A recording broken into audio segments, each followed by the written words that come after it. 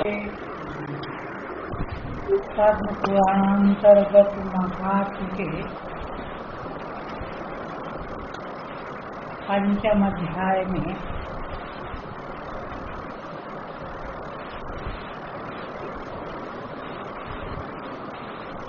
श्री गोकर्ण जी की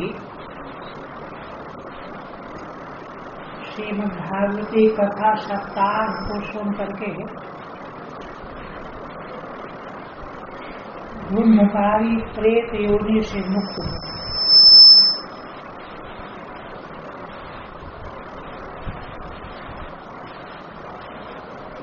और वे इस प्रकार के निष्पाप हो गए कि उनको भगवत धाम ले जाने के लिए वैकुंठ से पार्षद विमान लेकर के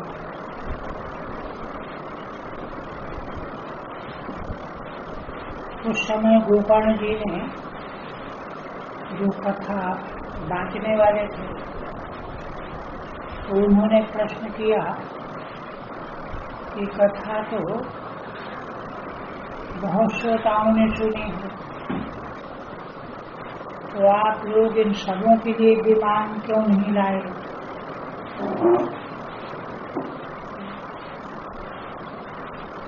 है ना, एक प्रकार का कर्म होने पर फलभेद कैसे हुआ?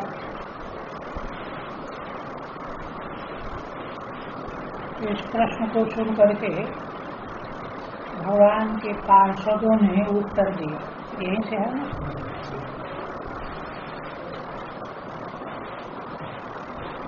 हरिदासा हुतु।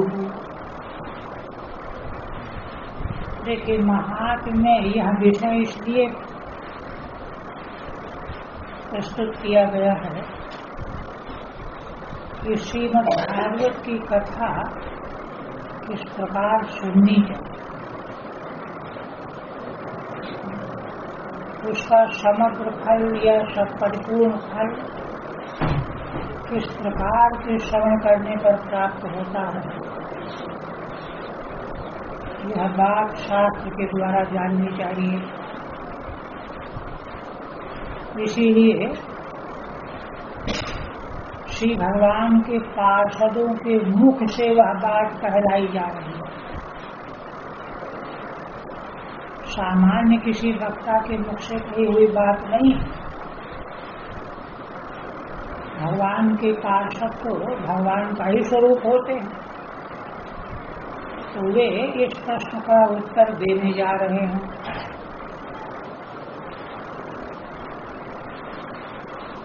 हरिदासा हुतु श्रवण से विभेदेनो फल भेदोपि संस्कृतः श्रवणं तु कृतं सर्वैर्न तथा मननं कृतं। भगवान के पार्षदों ने उत्तर दिया, कहा कि देखो गोकर्ण जी, श्रवण तो बैठे हुए सबों ने किया, किंतु श्रवण करने में भेद है।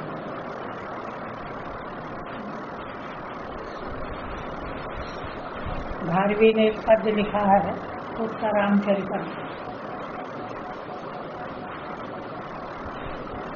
और व्याकरण महाभाष्य के तत्वसांधिक में भी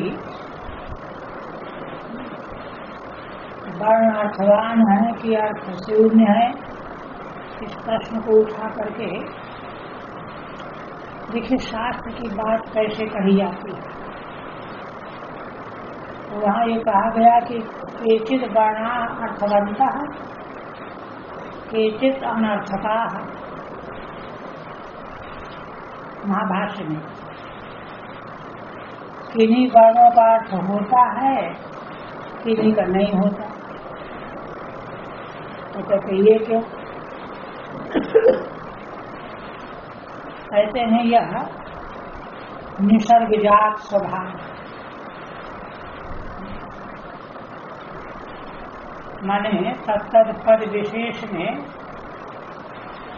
वर्णों का अर्थ अलग अलग भी होता है और किन्हीं किन्हीं वर्णों का निरर्थक प्रयोग भी किया जाता है। श्लोकों में देखो, है ना, रचना की शोभा के लिए कोई पद प्रयोग कर दिए जाते हैं, उनका कोई अर्थ नहीं है। इस श्लोक में उस पद के अर्थ का कोई अन्वय नहीं है, लेकिन प्रयोग कर दिया गया है। तो उसको शास्त्रकार कहते हैं कि वह छंद की शोभा के लिए कहा गया है, और कहीं कहीं उसी पद का अर्थ होता भी, उसका वाक्यार्थ मान्य भी होता है। तो इस प्रश्न को उठा करके भाष्यकार ने कहा, केचित् अर्थैः युज्यन्ते अपरे न युज्यन्ते। दृष्टांत क्या दिया है भाष्यकार ने? गुरु वितरति प्राज्ञः विद्याम्। शिक्षक गुरु 50 या 600 छात्रों के बीच में किसी वेद के मंत्र का व्याख्यान कर रहा है, और सब सुन रहे हैं। उनमें से कोई तो उनके व्याख्यान के तात्पर्य को अवगत कर रहे हैं, कोई नहीं अवगत कर रहे हैं। यही है पद्यधारणी का। गुरु वितरति प्राज्ञे विद्याम् तत्र केचित् अर्थैः युज्यन्ते अपरे न युज्यन्ते। यही भाष्यकार कहते हैं। तो उसी प्रकार से भगवान के पार्षद कह रहे हैं कि सुना तो सैकड़ों लोगों ने, किंतु श्रवण करने में भेद था। सभी लोगों ने एक तरह से श्रवण नहीं किया। जैसे गुरु के व्याख्यान को अपनी अपनी प्रतिभा, अपनी अपनी सामर्थ्य मेधा के अनुसार छात्र ग्रहण करता है। कोई पूरा ग्रहण कर लेता है, कोई आधा ग्रहण कर पाता है, कोई चौथाई, कोई ग्रहण ही नहीं कर पाता। ये देखा जाता है। तो इस प्रकार से श्रवण में भेद है। ग्रहण हुए छात्र नहीं कर पाएंगे जिन्होंने उसको सावधानी से श्रवण नहीं किया। तो ये उत्तर दे रहे हैं, श्रवण से विभेदेन फल भेदो की संख्या। कहते क्यों?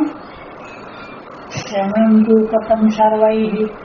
श्रवण तो सबने किया, सब बैठे थे सभा मंडप में, सुन ही रहे थे, किंतु न तथा मननम कृतम्। अच्छा, श्रवण भी सबने एक तरह से नहीं किया। श्रवण शब्द देखो पारिभाषिक है। वेदांत स्थान में आत्मदर्शन का साधन कहा गया है श्रवण मनन निधिध्यासन। आत्मावारी द्रष्टव्य विस्तृति याज्ञवल्क्य जी उसमें था लगाने में मैत्रेयी को उपदेश करते हुए कहते हैं कि देखो, अमृतत्व प्राप्त करने के लिए आत्मा का श्रवण करना, दर्शन करना चाहिए। आत्मा वारी द्रष्टव्य, दर्शन माने साक्षात्कार करना चाहिए। क्योंकि आत्मा तो नित्य शुद्ध बुद्ध मुक्त है ही, उसको मुक्त होना नहीं है ना, वो तो मुक्त है ही, किंतु उसको हम जानते नहीं हैं। हम अपने बेढंगे रूप को अपना आत्मा समझे बैठे हैं। अज्ञानोपहित स्वरूप को हम आत्मा समझे बैठे हुए हैं। यदि आत्मा का दर्शन हो जाए हमको, जो हमारा वास्तविक स्वरूप है, तो वह तो नित्य मुक्त है ही। ये वेदांत की दृष्टि देखिए। तो कहते हैं कि उसका दर्शन कैसे होगा? तो याद जरूर देखना है। याज्ञवल्क्य जी कहते हैं, एक ही श्रुति है, आत्मा आवारे द्रष्टव्य हरि मैत्रेयी। अमृतत्व प्राप्त करने के लिए आत्मदर्शन चाहिए, माने आत्मा का जो वास्तविक स्वरूप हमको मालूम हो जाना चाहिए, साक्षात्कार हो जाना चाहिए। तो साक्षात्कार कैसे होगा, प्रश्न हुआ था। साक्षात्कार तो साध्य है, तो इस साध्य का साधन क्या है? आगे उसी श्रुति में कहते हैं, श्रोतव्य मंतव्य निधिध्यासितव्य। साक्षात्कार करने का साधन है श्रवण मनन निधिध्यासन, है ना। माने आत्मा के परम पारमार्थिक स्वरूप को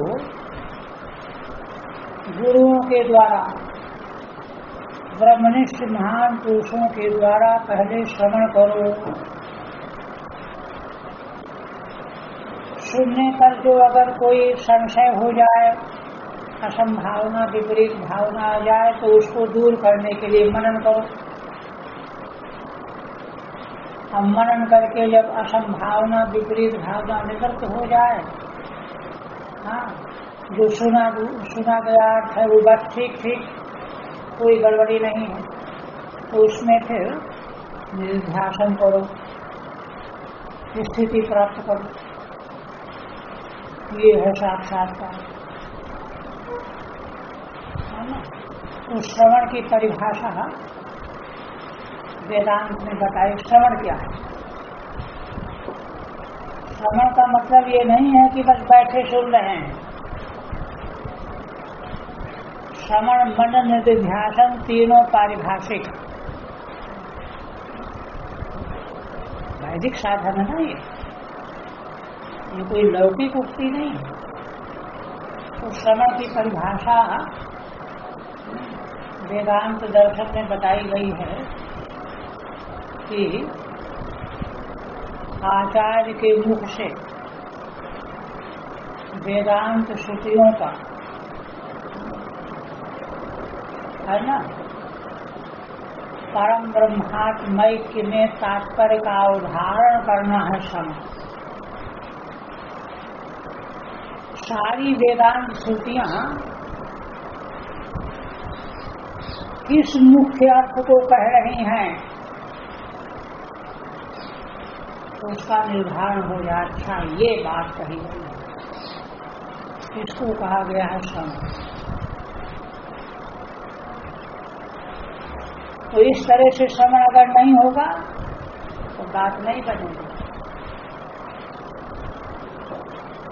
तो उसी प्रकार से श्रीमद् भागवत भी, उसका श्रवण जो है कैसे होना चाहिए, समग्र श्रीमद् भागवत शास्त्र का किस परम तत्व में निश्चय कराया गया है शास्त्र के द्वारा, कौन सा तात्पर्य व्यक्त किया गया है, उसको अच्छी तरह से अपनी बुद्धि में स्थापित कर लेना, इसका नाम है श्रवण। इसलिए केवल इसी का नाम श्रवण नहीं है कि बैठे हैं सुन रहे हैं, कर रहे हैं। उस श्रवण में भी भेद हुआ। तो वही कहते हैं भगवान के पार्षद, श्रवणम तु कृतं सर्वैः, सुना तो सबने, सब कान लगाए बैठे थे। न तथा मननम कृतं, किंतु उस प्रकार से मनन नहीं किया। देखो, मनन तो पीछे होता है, पहले श्रवण ही नहीं हुआ कहीं। श्रीमद् भागवत का तात्पर्य किस अर्थ में है, यह श्रवण पूरा नहीं हुआ। तो फल भेदस्ततो जातो भजनादपि मानदो। भगवान के पार्षद कहते हैं कि इसीलिए, है ना, भगवान के मंगलमय लीला चरित्रों को श्रवण सबने किया, किंतु ठीक ठीक श्रवण नहीं करने से और मनन नहीं करने से फल भेद हो गया। किसी को कोई फल मिला, किसी को कोई फल मिला।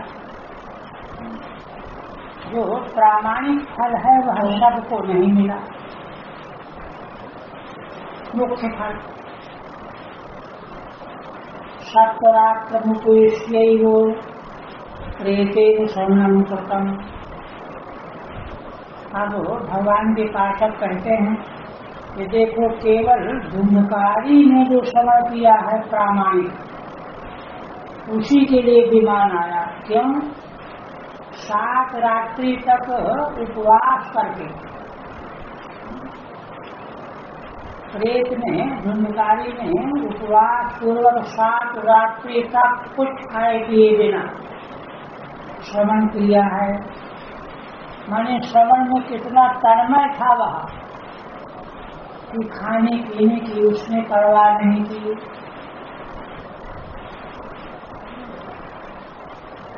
और इसके बाद फिर उसने मनन भी किया।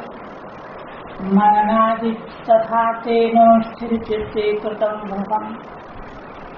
स्थिर चित्त में उसने मनन भी किया। भ्रम माने अतिशय रूप में। मनन इसलिए किया जाता है कि जो सुना गया अर्थ है उसमें कोई विपरीत बात समझ में आने लगी। अरे ऐसा कहा गया है, ऐसा कैसे हो सकता है, होना तो ऐसा चाहिए, किंतु यहाँ ऐसा कह रहे हैं, ऐसा कैसे हो सकता है। तो ये जो विपरीतता की प्रतीति होती है इसको मनन के द्वारा निर्मल किया जाता है। तो उसने प्रेत ने मनन भी किया। मैंने रात दिन जगते ही रहा। अब मनन करेगा तो दिन भर तो कथा हो रही है, रात में सोया नहीं, मनन नहीं करता रहा।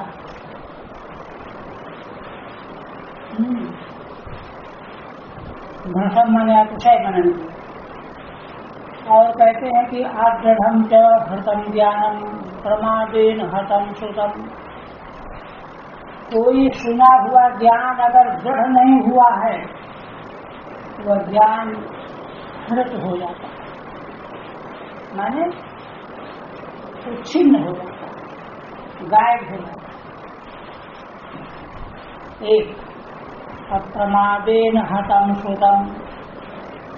और अगर सुनने वाला बैठा तो है, देखने में तो ऐसा लग रहा कि सुन रहा है बड़े गौर से, लेकिन मन में उस दिल्ली की बात सोच रहा है, बम्बई की बातें सोच रहा है, परिवार के बारे में सोच रहा है, ये प्रमाद हुआ।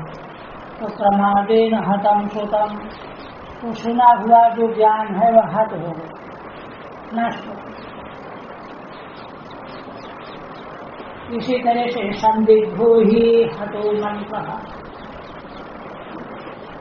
अगर किसी मंत्र को जो गुरु के द्वारा प्राप्त हुआ उसमें संदेह बन गया तो उसका फल नहीं मिलेगा। जप चित्तो हतो जप। कोई व्यक्ति जप कर रहा है किंतु उसके चित्त में बड़ी घबराहट, अरे देखो हम इसलिए जप कर रहे हैं, होता है कि नहीं होता है, क्या पता ऐसा होगा कि नहीं होगा, तो जप भी नष्ट हो गया। वैष्णवो हतो देशो हतम श्राद्धमपात्रकम हतम श्राद्धमपात्रकम। जिस देश में वैष्णव पुरुष नहीं रहते हैं वह देश भी जो है महत्वहीन है, का मतलब महत्वहीन होता है। और किसी ने श्राद्ध किया अपने पूर्वजों का, पिता महाजिकों का, लेकिन श्राद्ध का दान अपात्र को देते, अपात्र को भोजन करा दिया तो वो श्राद्ध जो है हट हो गया। हतम श्रोत्रिय दानम अनाचार हतम कुलम। दान जो है जो वेद नहीं जानता, श्रोत्री नहीं, श्रोत्री माने वेद जानता, उसको दिया गया दान जो है व्यर्थ चला जाता है। और अनाचार हतम कुलम। और कुल का नाश कब होता है? जब शास्त्रीय आचार विचार छोड़ दिया जाए, क्या भोजन करना चाहिए, क्या नहीं करना चाहिए, मनसा वाचा करना, शास्त्रीय व्यवहार करने का नाम है सदाचार। यह सदाचार जिस कुल में नहीं है वह कुल का नाश हो जाए। ये पहले व्यतिरेक दृष्टांत दिया भगवान के पार्षद में, आप अन्य दृष्टांत दे रहे हैं। करना क्या चाहिए? विश्वासो गुरुवाक्येषु स्वस्मिन् धीमत्व भावना। भगवान के पार्षद कहते हैं कि देखो, गुरु के वाक्य, वेद के वाक्य, इन पर विश्वास हो पक्का, और अपने में नम्रता हो, अपने में छोटेपन की भावना, स्वस्मिन् दीनत्व भावना, मनोदोष जयश्चैव कथायाम निश्चलामति। और मन में जो दोष होते हैं, झूठ छल कपट आदि, इनको जीत ले, पहले विजय प्राप्त कर ले, मन में कोई दोष न रहने पावे। और कथायाम निश्चलामति, और भगवान की कथा में बुद्धि निश्चल हो। एवमादिकतम चेत स्यात् तदा वै श्रवणे फलम्। इस तरह से यह जो 3-4 बातें अगर की जाएं, संपन्न हो, तो श्रवण करने में समग्र फल प्राप्त होता है। पुनः श्रवान्ते सर्वेषां वैकुंठे वसतिर्ध्रुवम्। गोकर्णकौ गोविन्दो भूलोकं दास्यति स्वयं। देखिए, कहते हैं कि भगवान के पार्षद कहते हैं कि देखो, आप निराश न हो, है ना। सुनने का ढंग पहले जान लेना चाहिए, विधि समझ लेना चाहिए, और फिर से सुनो। तो ऐसा थोड़ा कि एक बार चूक गए तो फिर नहीं सुन सकते, है ना। तो उससे निश्चित रूप से भगवत लोक की प्राप्ति होगी। वैकुंठे वसतिर्ध्रुवम्।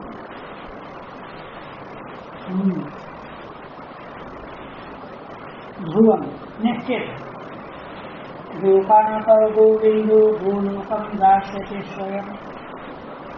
फिर भगवान के पार्षद गोकर्ण तो कहते हैं कि गोकर्ण जी, आपको तो चिंता करनी ही नहीं चाहिए। भगवान स्वयं आपको गोलोक धाम दे देंगे। पार्षद तो त्रिकालज्ञ हैं, कहते हैं कि तुमको तो भगवान स्वयं गोलोक धाम दे देंगे, ये बैकुंठ से भी बढ़कर के, जहाँ भगवान के परिकर, है ना, विहार करते हैं, वह धाम तुमको दे। एवं मुक्ता एवं सर्वे, एवं मुक्त्वा एवं सर्वे वैकुंठम हरिकीर्तनाः। श्रावणे मासि गोकर्णः कथा मूचे तथा पुनः। इस प्रकार से भगवान के पार्षद कह करके उत्तर दे दिया और सब चले गए। धुंधकारी को विमान में बैठा लिया और चले गए। और इधर दूसरे श्रोताओं ने और गोकर्ण जी ने सुन लिया और सब भगवान का कीर्तन करने लगे। श्रावणे मास गोकर्ण कथा मूचे तथा पुनः।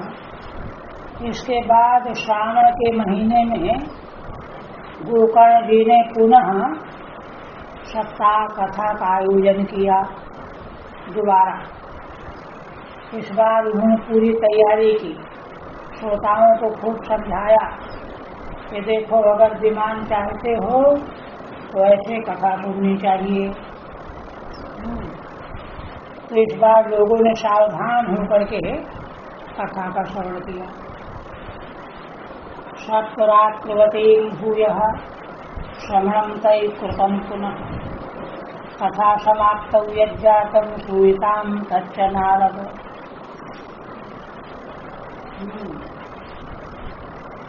शंकादि वर्णन कर रहे हैं कि हे नारद जी, 7 रात्रि दिन तक सब श्रोताओं ने श्रावण के महीने में पुनः कथा सुनी और जब 7 दिन पूरे हो गए, कथा समाप्ति का समय आया तो एक बड़ी आश्चर्यजनक घटना हुई। वह मैं तुमको बताता हूँ, सुनो। क्या हुई घटना? विमानैः सह भक्तैश्च हरिः आविर्बभूवः। विमानैः सह भक्तैश्च, भगवान के बहुत सारे भक्त विमान में बैठ करके आ,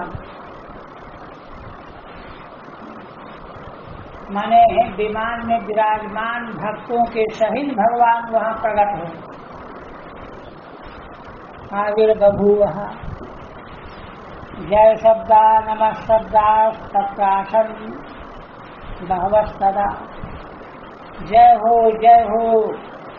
भगवान की जय हो, भगवान को नमस्कार हो, इस प्रकार के शब्दों की ध्वनि गूंजने, जय जयकारे लगे।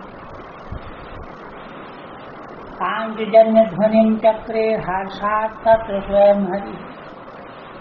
उस वातावरण में इतना आनंद आया कि भगवान स्वयं अपना पांचजन्य शंख बजाने।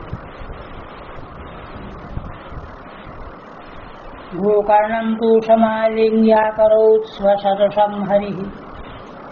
और देखिए, पार्षदों ने जैसे बताया था कि भगवान गोकर्ण जी को स्वयं उठा करके गले लगा लिया, आलिंगन कर लिया और अपना ही रूप दे दिया उन्हें। अब गोकर्ण का अलग अस्तित्व ही नहीं रह गया, भगवत स्वरूप बन।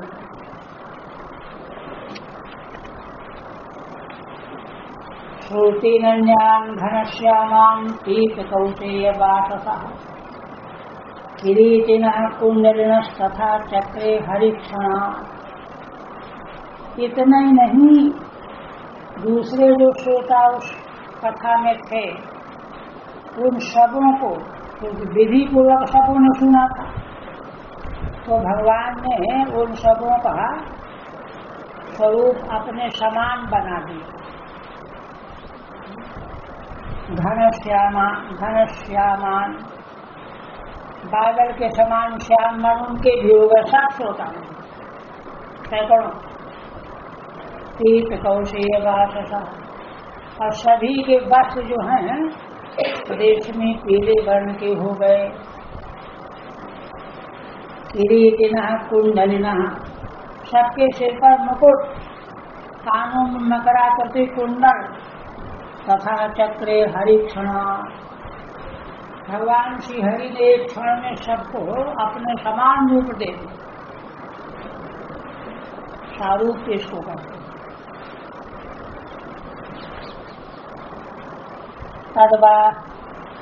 तद्वा ग्रामे स्थिता जीवा आश्वचाण्डाल जातयः विमाने स्थापितास्तेपि गोकर्ण कृपया तदा। इतने नहीं, उस ग्राम में जितने जीव जंतु थे, कुत्ते चांडाल जाति तक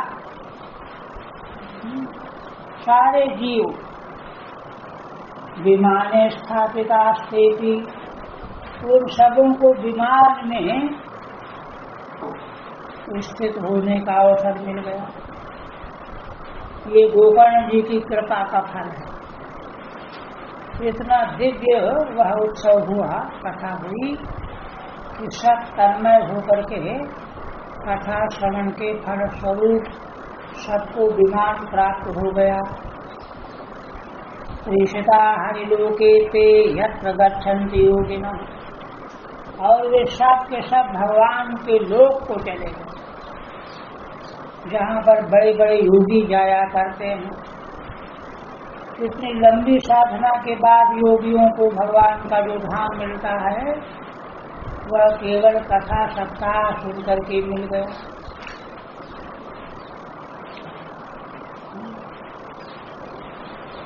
आप कहते हैं गोकर्णेन स गोपालो गोलोकम गोपवल्लभम कथा समातः प्रीतो निर्ययो भक्तवत्सलः।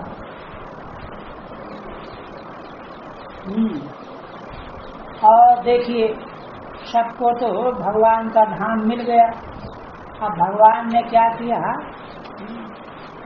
कहते हैं कि गोकर्ण को साथ भगवान ने लिया। स्वयं भगवान गोपाल वेशधारी बन गए, गोकर्ण को अपने साथ ले लिया, है ना।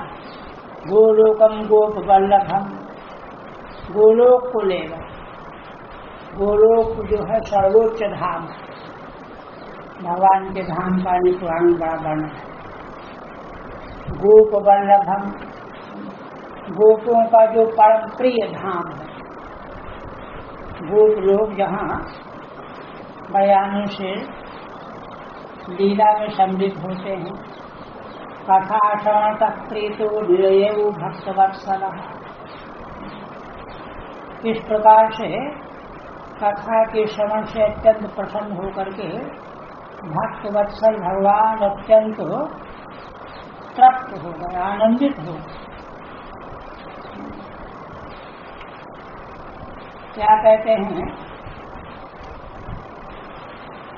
शंकादि कहते हैं कि हे नारद जी, देखो अयोध्यावासिनः पूर्वं यथा रामेण संगताः तथा कृष्णेन ते नीता गोलोकम योगी दुर्लभम। रामायण में वर्णन आया है कि भगवान जब साकेत धाम को जाने लगे 11,000 वर्ष तक राज्य करने के बाद, तो अपनी राजधानी अयोध्या के सारे जीव जंतु भगवान के साथ विमान में बैठ करके साथ ही गए। यथा रामेण संगता, भगवान के साथ, है ना। अब ये देखिए, उसमें सब जो हैं विमान में तो साथ बैठ गए, फिर तो बीच में मार्ग में जो जिस धाम के में पहुंचने लायक था वहां वे पहुंचते चले गए। साक्षात भगवान का जो साकेत धाम है वहां तो विशेष विशेष लोग पहुंचे। संगता तथा कृष्णेन ते नीता गोलोकम योग दुर्लभम, है ना। कहते हैं कि इसी प्रकार भगवान श्री कृष्ण के द्वारा भी अपने सभी भक्तों को गोलोक ले जाया गया। कौन सा गोलोक? जो योगियों को भी दुर्लभ है, योगियों को भी दुर्लभ जो गोलोक धाम है सर्वोच्च, वहाँ भगवान के साथ वे सब पहुँच गए। गोलोक धाम की महिमा बताई। यत्र सूर्यस्य सोमस्य सिद्धानां न गति कदा तं लोकं हि गतास्ते तु श्रीमद्भागवत श्रवा। शनकादि ऋषि कहते हैं कि देखो, उस गोलोक धाम में सूर्य की, चंद्रमा की और सिद्धों की भी गति नहीं है। कदापि गति न तम लोकम ही गतास्ते तु, ऐसे उस गोलोक धाम को वे सब चले गए। ये तो श्रीमद्भागवत श्रवा, क्यों? श्रीमद्भागवत का श्रवण करने का ये महान फल है। यह कह करके उपसंहार करते हुए कहने लगे कि देखो, ब्रह्मोद्यते किम फल दंडमुज्ज्वलम सप्ताह यज्ञेन कथा सुसंचितम कर्णेन गोकर्ण कथाक्षरम यही पीतम क्षते गर्भगता न भूयः। शनकादिकों का कहना है कि देखो, श्रीमद् भागवत की कथा से जो फल प्राप्त हुआ वह फल उज्ज्वल फल, फलबंद माने फलों का समुदाय उज्ज्वल, उसका हम कहाँ तक वर्णन करें, कहाँ तक कथन करें। सप्ताह यज्ञेन कथा सुसंचितम, सप्ताह यज्ञ की कथाओं के सुनने से जो फलबंद संचित हुआ उसका कोई कहाँ तक वर्णन कर सकता है, हम कहाँ तक वर्णन करें। केवल संक्षेप में इतना जान लो, कर्णेन गोकर्ण कथाक्षरम यही, गोकर्ण जी के द्वारा कही गई भागवत की कथा जिसने अपने कानों से पी लिया, यही पीतम सते गर्भगता न भूयः, वे फिर गर्भवास को पुनः प्राप्त नहीं हुए, माने उनको फिर पुनर्जन्म नहीं लेना पड़ा। इतनी बड़ी महिमा। फिर कहते बातांगुकर्णासन वेद शोषण ते शोषण तपोभिरुग्रैश्चिरकाल संचितैः योगैश्च यान्ति नतां गतिं वै सप्ताहगाथा श्रवणेन यान्ति याम्। शनकादि कहते हैं कि देखो, वायु, जल, सूखे पत्ते, तपस्वी लोग केवल जल पी लेते हैं, वायु पी लेते हैं, सूखे पत्ते खा लेते हैं और इस तरह से करके देह को सुखाते रहते हैं, है ना। ऐसे देह को सुखाने वाले तपों के द्वारा भी, और वह भी चिरकाल संचित ही, है ना, महीने दो महीने नहीं, बड़े लंबे काल से इतना तप संचित किया गया हो, ढेर लग गया हो। योगैश, और बड़ी बड़ी योग साधनाओं के द्वारा उसकी शक्ति संचित हो गई हो। संयान्तनतां गतिं वै, किंतु इन दोनों साधनों के द्वारा भी वह गति प्राप्त होना संभव नहीं है। सप्ताह गाथा श्रवणेन यान्ति याम्। कौन सी गति? जो श्रीमद् भागवत की सप्ताह कथा सुनने से जो गति प्राप्त हो जाती है श्रोताओं को, इतना बड़ा महत्व। आप एक बात और कहें, प्रकरण का उपसंहार करते हुए कहते हैं कि देखो, इतिहासमिमं पुण्यं सांडिल्योऽपि मुनीश्वरः पठते चित्रकूटस्थो ब्रह्मानंद परिप्लुतः।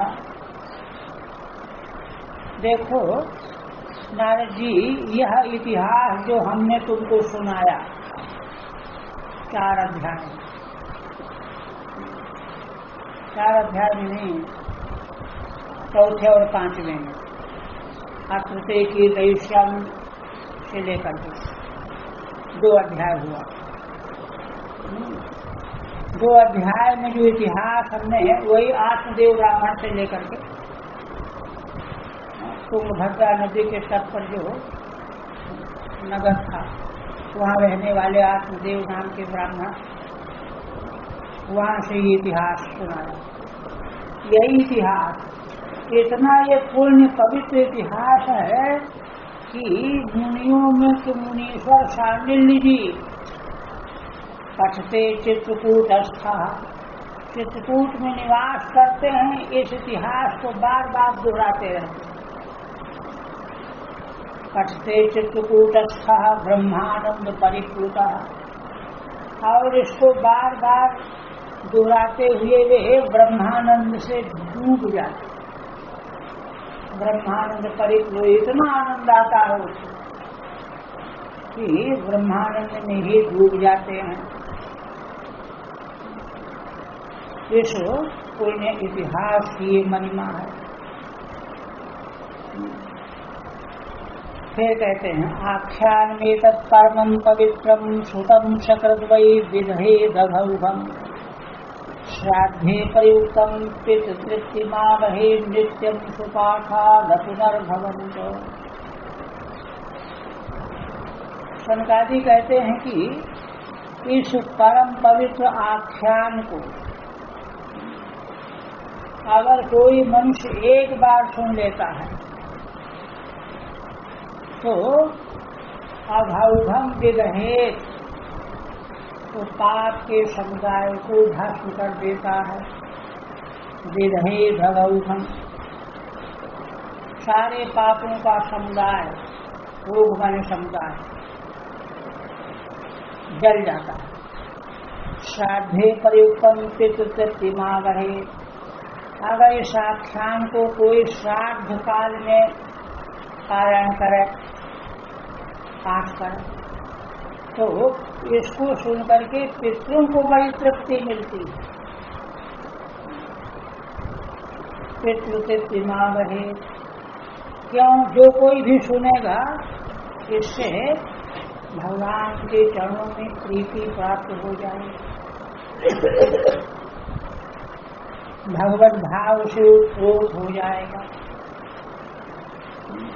नित्यम सुपाठाद पुनर्भवन्त। अब यदि कदाचित कोई नित्य इसका पाठ करने लगे शुद्ध, तो मोक्ष मिल जाए। नित्यम सुपाठाद पुनर्भवन्त, पुनर्भव माने मोक्ष, फिर पुनर्जन्म नहीं होगा। ऐसा फल इसलिए होता है असल में कि पाठ करते करते पाठ करने वाली की चेतना भक्त वत्सल भगवान में विलीन हो जाए, भगवत भावापन्नता प्राप्त हो जाए। इसलिए फिर वह पुनः संसार में जन्म नहीं प्राप्त करता। हरि ओम तत्सत्। श्रीपद पुराणे श्रीमद्भागवत महात्म्ये रूपम वर्णनम नाम पंचमोऽध्यायः। ओम भगवतमस्तु।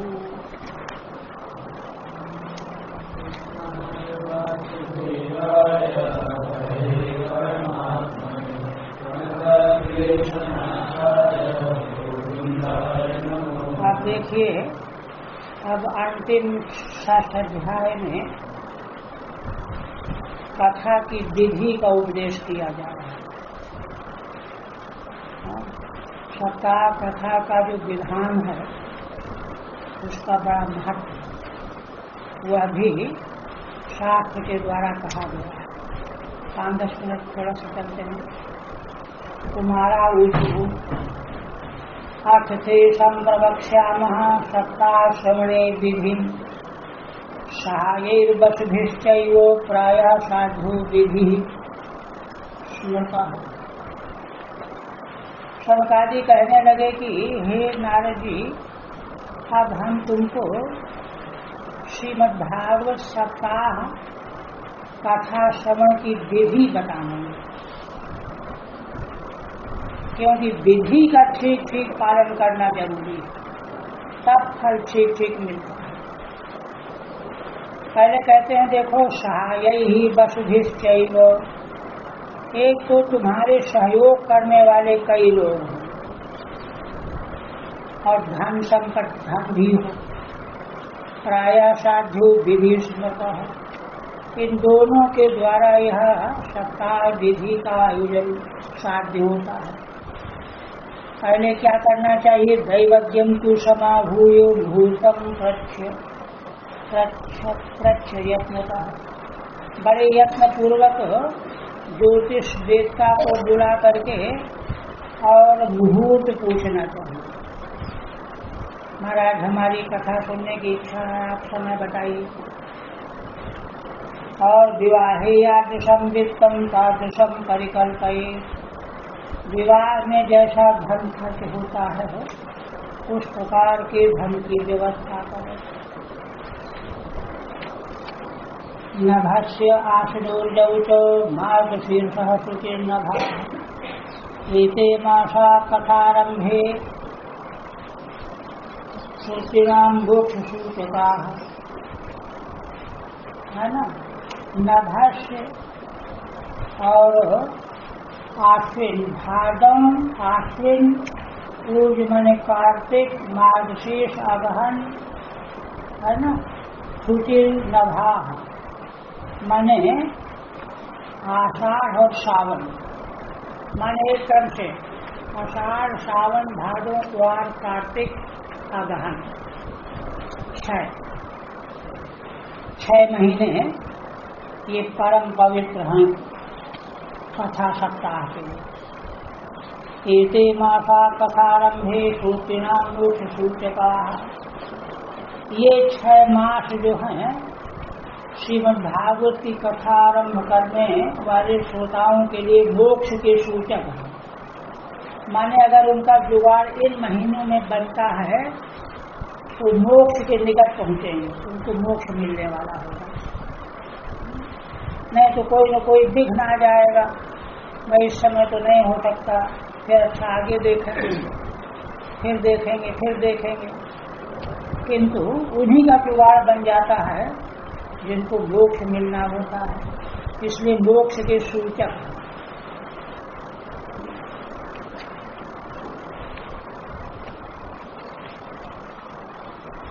कहते मासानां विग्रहेयानि तानि त्याज्यानि सर्वथा सहायाश्चेतरे चाट्यो कर्तव्या सूर्यमाश्चर्य।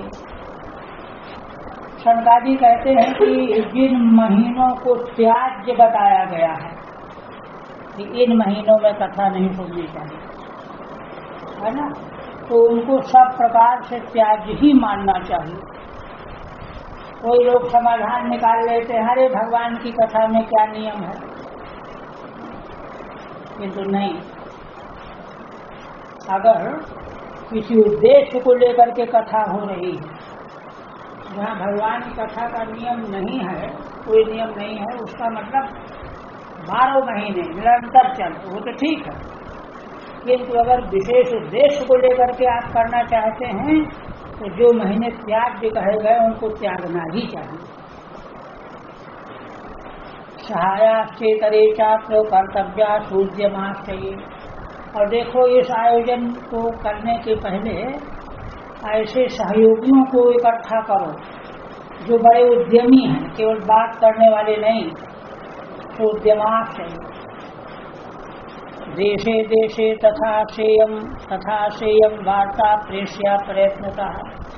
और जब निश्चित हो जाए, तिथि मुहूर्त तय हो जाए, तो देश देश में श्रीमद् भागवती कथा वार्ता का समाचार प्रयत्न पूर्वक भेजना चाहिए। सबको खबर करो। भविष्यति कथा चात्रो आगंतव्यम कुटुम्बिभिः। है ना, कैसे समाचार देना चाहिए? देखिए महाशय जी, आप भगवान के अनुरागी हैं, देखो हमारे यहाँ कथा होने वाली है, आप लोग कुटुंबियों के सहित जरूर आइए, है ना।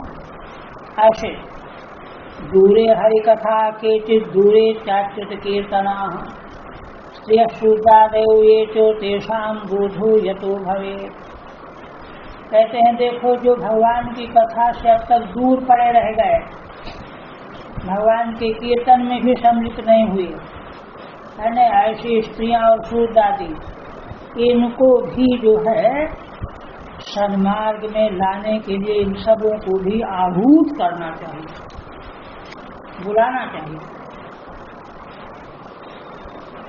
देशे देशे विरक्ताये वैष्णवा कीर्तनोत्सुका देशे पत्रम प्रेष्यन्तो तल्लेखन मितीरितम। उन्हें कहते हैं देखो, बड़े बड़े विरक्त संत वैष्णव जो भगवान के कीर्तन के बड़े उत्सुक रहते हैं, कोई कहीं कीर्तन हो तो चलेंगे वहाँ, तो कहते हैं कि उनके पास पत्र भेजना चाहिए। देशे पत्रम प्रेष्यन्तो,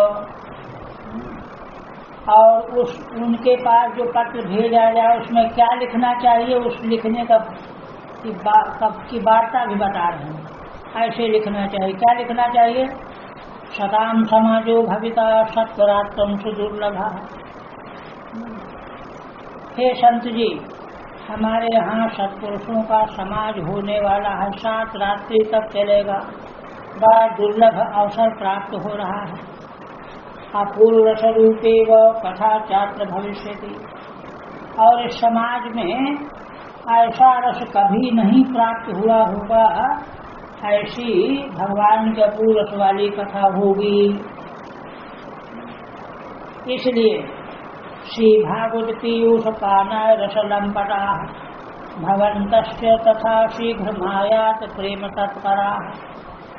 फिर क्या लिखना चाहिए आगे? आप श्रीमद् भागवत रूपी अमृत के पान करने में लंपट है, माने बड़े उत्सुक रहने वाले हैं, हम जानते हैं आपको, इसलिए आप शीघ्र आ जाइए। प्रेम पूर्वक तत्पर होकर के समय निकाल करके आइए।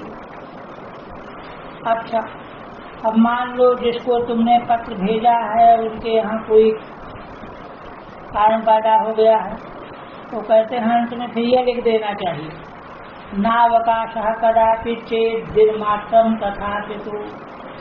देखो, अगर पूरी कथा के समय में रहने का अवकाश आपके पास नहीं हो तो 1 दिन के लिए निकाल लीजिए। 1 दिन तो आना ही आना। सर्वथा गमनम कार्यम क्षणोत्रैवसु दुर्लभा। इसलिए किसी न किसी प्रकार से आगमन अवश्य होना चाहिए, क्योंकि यह कथा का एक क्षण भी बड़ा ही सुदुर्लभ है। एवं कारणम तेषां कर्तव्यम विनयेन च। इस प्रकार से बड़े विनय पूर्वक उनको बुलाना चाहिए। आगंतुकानां सर्वेषां वासस्थानानि कल्पये। और सभी आगंतुकों को वासस्थान देना चाहिए। तीर्थे वापि बने वापि गृहे वा श्रवणं मतम्। अच्छा, यह कथा का आयोजन कहाँ करना चाहिए? तीर्थ हो, चाहे वन हो, चाहे घर ही हो, है ना। हाँ, इतना जरूर है, विशाला बहुधा यत्र कर्तव्यम तत्कथा स्थलम, है ना। जहाँ पृथ्वी का मैदान काफी हो, सारे लोग बैठ सके, हजारों लोग, उसको कथा स्थल बनाना चाहिए। शोधनम मार्जनम भूमेर लेपनम धातु मंडनम। पहले भूमि का शोधन करो, मार्जन झाड़ू, लेपन गोबर से लेपन करो, धातुओं से उसको सजाओ। गृहोपस्करम उद्धृत्यो गृह पूर्णे निवेशये। अच्छा, यदि घर में कथा करने जा रहे हैं आप, तो सामग्री को एक कोण में रख दो, सामान इधर उधर फैलाना पड़ा रहे, जगह काफी खाली रहनी चाहिए। अर्वा पंचाहतो यत्ना दास्करणानि प्रमेलये। 5 दिन के पहले से ही बड़े यत्न पूर्वक बिस्तर आदि बिछाने के लिए श्रोताओं को एकत्र कर लेना चाहिए। ये नहीं कि अभी तो 3 दिन है फिर कुछ समय कर लेंगे। ये विधान पहले से सब कर लेना चाहिए। तत्परता का मतलब है ना, लापरवाही प्रमाद नहीं, तत्परता मालूम होनी चाहिए, है ना। कर्तव्यो मंडप प्रोच्चै कदली खंड मंडिता। केले के खंभे बना करके विशाल मंडप बनाना चाहिए। फल पुष्प दलई विश्व विदानेन विराजिता। उसमें फल फूल दलों से चारों ओर उसको सजाना चाहिए। चतुर्दिक्षु ध्वजारोपो बहु संपद विराजिता। चारों दिशाओं में ध्वजाएं लगा दी चाहिए और बहु संपद विराजिता, और भी अनेक प्रकार से उसको सजावट करनी चाहिए। ऊर्ध्वं सप्तयूलोकाश्चो कल्पनीया सुविस्तरम, है ना। ऊपर की ओर 7 लोक बनाने चाहिए। ऐसा मंडप वाराणसी में महाराज की कथा हुई थी अखंडन में, वहाँ ऐसा मंडप बना। ये सन 65-66 की घटना यहाँ से बहुत दिव्य मंडप, जैसा यहाँ कहा गया एकदम खूब आनंदमयी माँ जी श्रोता थी।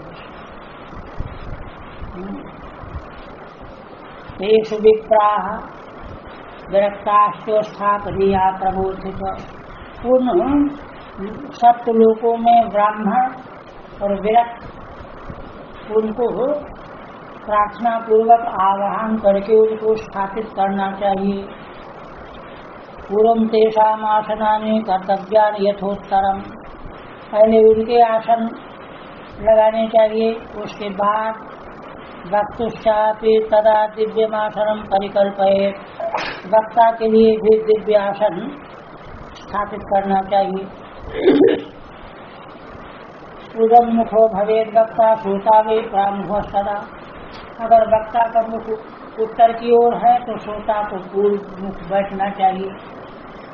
प्रामुख से भवेद वक्ता श्रोता तो मुख सदा, और यदि वक्ता जो है प्रामुख होकर के बैठा है, ऐसा मंच है, तो श्रोताओं को उदमुख होकर के बैठना चाहिए।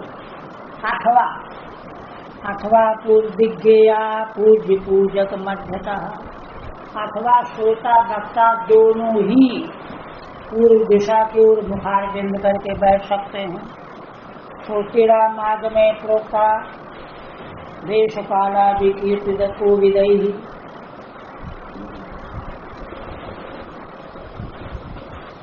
है ना, देश काल आदि को जानने वाले कोविद लोग, ज्ञाता लोग इस प्रकार से श्रोताओं के बैठने की विधि बताते। विरक्तो बैठवो विप्रो वेद शास्त्राभिकृत दृष्टांत कुशलो धीरो वक्ता कार्योति निष्प्रिया। वक्ता कैसा होना चाहिए? विरक्त हो, वैष्णव हो, ब्राह्मण हो, वेद शास्त्र का विशुद्ध तात्पर्य जानने वाला, जो शांत देकर के बात को समझाने में कुशल हो, धीर हो, है ना, और अत्यंत निष्क्रिय हो, ऐसा वक्ता होना चाहिए। बस ये